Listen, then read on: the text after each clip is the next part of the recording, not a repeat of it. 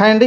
'Arjun son of Vyjayanthi' movie అయితే review మాట్లాడుకుంటున్నాం. Review ఎలా ఉంది, సినిమా ఎలా ఉంది ఒకసారి మాట్లాడుకుంటే, ఒక రొటీన్ స్టోరీ అండి. మనం ముందే ట్రైలర్ చూస్తే మనం మాట్లాడుకున్నాం, ట్రైలర్ రివ్యూలోనే మాట్లాడుకున్నాం. ట్రైలర్ చూసినప్పుడు మనకు క్లారిటీ వచ్చేసింది. సేమ్ సినిమాలో మనం ఊహించినట్టే సినిమాలో కూడా సేమ్ అలానే ఉంది. పెద్దగా వేరే విషయాలు ఏం లేవు. కాకపోతే మన విజయశాంతి గారు చాలా తర్వాత మళ్ళీ చూస్తున్నాం కాబట్టి అదొక ఆనందం. మంచిగానే కాపుగా, ఒక సిన్సియర్ కాపుగా అయితే బాగా నటించారు అనుకోవచ్చు ఒక రకంగా. అలానే ఇంకా కళ్యాణ్ రామ్ నటన అయితే ఒక సినిమాలో బాగుంటుంది, ఒక సినిమాలో తేలిపోతుంది. రకరకాలుగా అయితే ఉంటుంది కళ్యాణ్ రామ్ యాక్టింగ్ అయితే. సరే, ఏదేమైనప్పటికైతే బింబిసార తర్వాత వచ్చిన సినిమాలు అమిగోస్ కావచ్చు, లేకుంటే డెవిల్ నాకు నచ్చింది.